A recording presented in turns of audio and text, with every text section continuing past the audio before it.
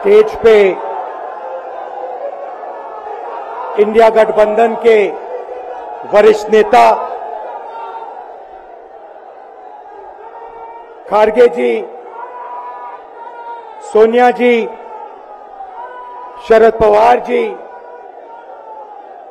भगवंत मान जी, चंपा सोरेन जी, अखिलेश यादव जी, तेजस्वी यादव जी, सीताराम येचुरी जी, फारूक अब्दुल्ला जी, डी राजा जी, भट्टाचार्य जी, महबूबा मुफ्ती जी, Derek O'Brien जी, कल्पना सोरेन जी, त्रिची सिल्वा जी, सुनीता केजरीवाल जी, देवराजा जी, तिरुतोल जी, खुर्रम अनीस उमर जी, और stage से मैं केजरीवाल जी और सोरेन जी का भी नाम लेना चाहता हूं, क्योंकि वो आज यहां है नहीं, मगर दिल में हम सब एक साथ खड़े हैं। भाइयों और बहनों, इंडिया गठबंधन के कार्यकर्ताओं, आप सबका यहां बहुत बहुत स्वागत, नमस्कार।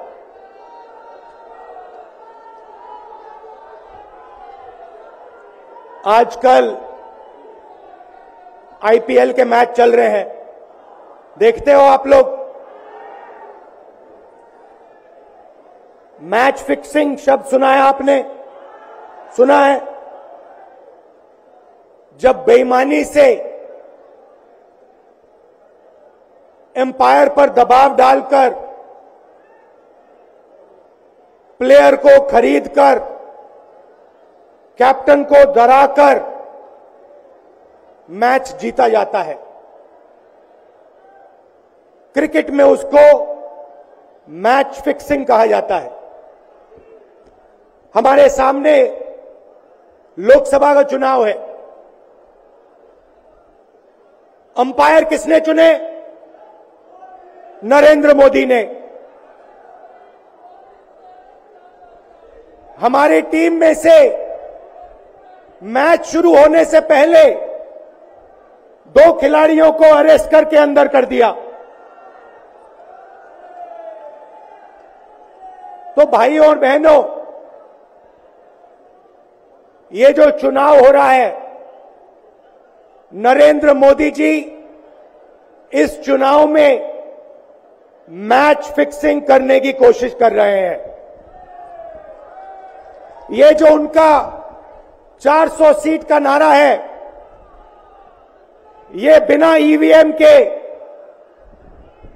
बिना मैच फिक्सिंग के, बिना सोशल मीडिया और प्रेस पर दबाव डालकर खरीदकर ये 180 पार नहीं होने जा रहा है, सब मिलाकर। आप देखिए, कांग्रेस पार्टी विपक्ष की सबसे बड़ी पार्टी है। हमारे सारे के सारे बैंक अकाउंट बंद कर दिए गए हैं। चुनाव के बीच में देश की सबसे बड़ी ऑपोजिशन की पार्टी के सारे अकाउंट बंद कर दिए। हमें कैंपेन चलाना है, हमें लोगों को प्रदेशों में भेजना है, पोस्टर लगवाने हैं। सारा का सारा जो हमारे रिसोर्सेज हैं, बैंक अकाउंट बंद कर दिए गए। तो ये कैसा चुनाव हो रहा है? नेताओं को धमकाया जाता है, पैसे देकर सरकारों को गिराया जाता है, नेताओं को जेल में डाला जाता है। केजरीवाल जी को, सोरेन जी को ये पूरी की पूरी मैच फिक्सिंग करने की कोशिश की जा रही है। और ये मैच फिक्सिंग सिर्फ नरेंद्र मोदी नहीं कर रहे हैं, ये मैच फिक्सिंग नरेंद्र मोदी और हिंदुस्तान के 3-4 सबसे बड़े अरबपति मिलकर कर रहे हैं। यह सच्चाई है। और यह मैच फिक्सिंग क्यों हो रही है? भाइयों और बहनों, इसका सिर्फ एक लक्ष्य है कि हिंदुस्तान का संविधान, जिसने इस देश के गरीब लोगों को भविष्य दिया, सपने देखने का हक दिया, उस संविधान को हिंदुस्तान के गरीब जनता से के हाथ से छीनने के लिए यह मैच फिक्सिंग की जा रही है। और मैं आपको बताना चाहता हूं कि जिस दिन यह संविधान खत्म हो गया, उस दिन यह हिंदुस्तान नहीं बचेगा। इसको पुलिस से, धमकी से नहीं चलाया जा सकता है। यह जो संविधान है, हिंदुस्तान की जनता की आवाज है, हिंदुस्तान के दिल की धड़कन है। इसको जिस दिन खत्म कर दिया गया, उस दिन यहां पे हिंदुस्तान नहीं बचेगा। अलग अलग स्टेट हो जाएंगे, हिंदुस्तान नहीं बचेगा। यही इनका लक्ष्य है।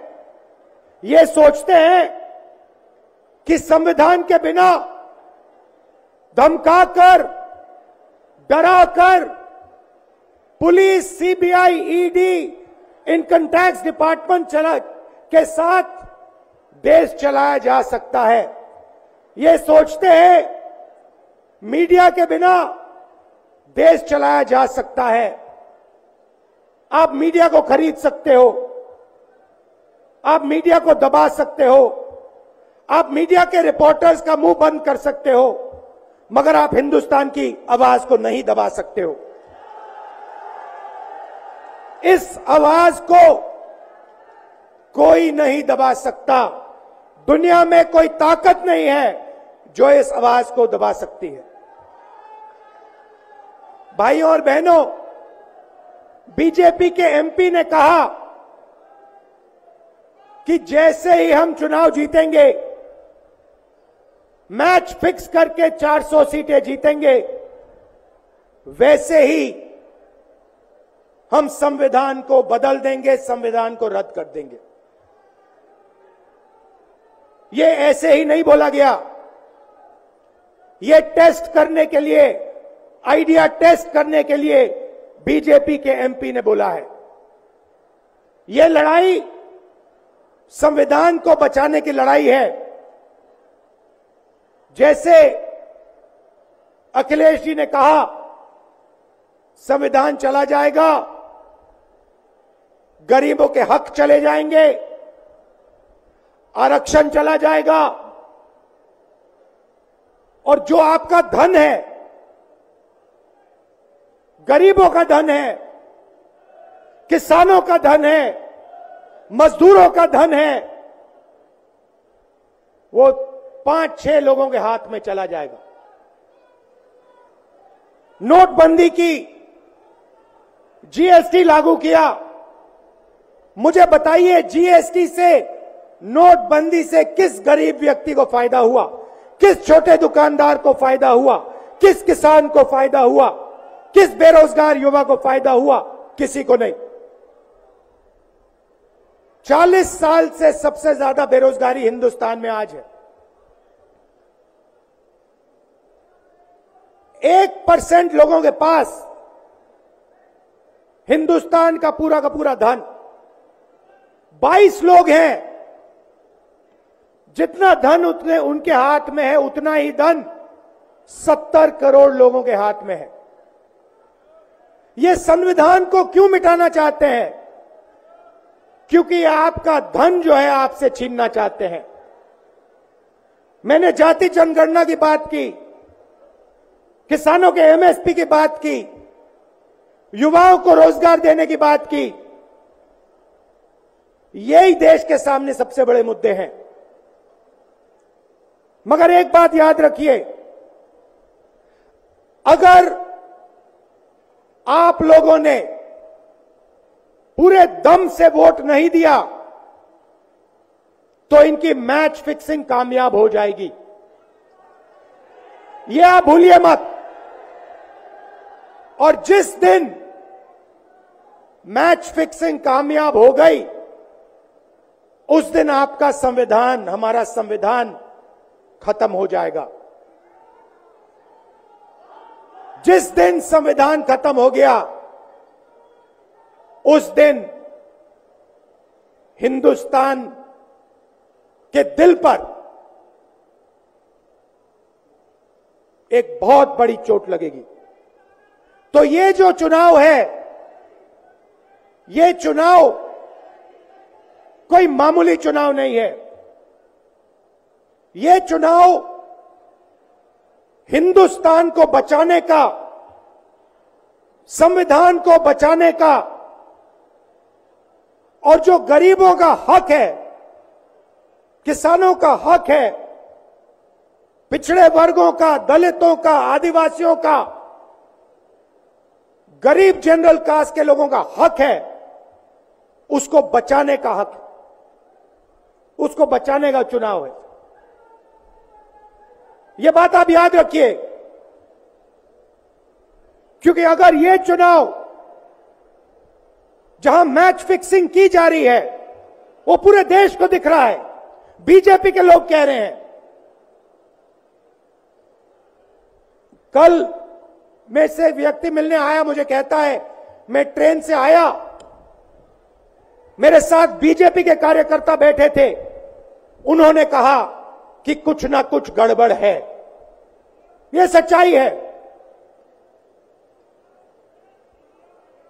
इलेक्शन कमीशन के लोगों को नरेंद्र मोदी जी ने बैठाया, दो नेताओं को, दो चीफ मिनिस्टरों को जेल में डाला।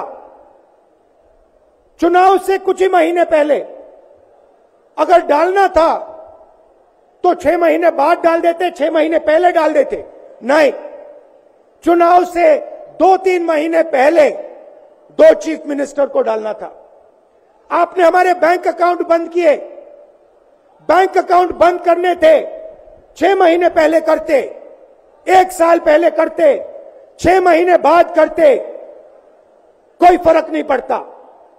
आप चाहते हो कि विपक्ष चुनाव ना लड़ पाए, और इसीलिए आपने कांग्रेस पार्टी के बैंक अकाउंट रद्द किए, आपने इलेक्शन कमीशन में अपने लोग बैठाए, आप जुडिशरी पे दबाव डाल रहे हो, क्योंकि आप चाहते हो कि मैच फिक्स हो,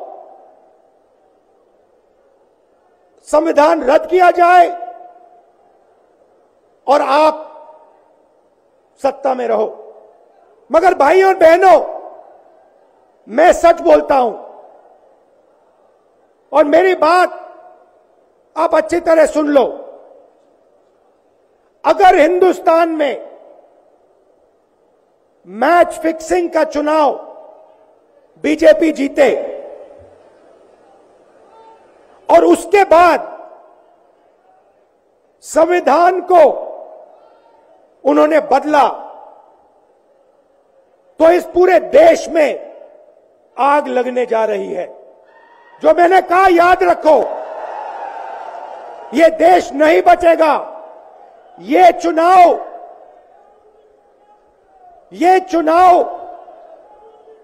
वोट वाला चुनाव नहीं है। ये चुनाव हिंदुस्तान को बचाने वाला चुनाव है, संविधान की रक्षा वाला चुनाव है। धन्यवाद। जय हिंद।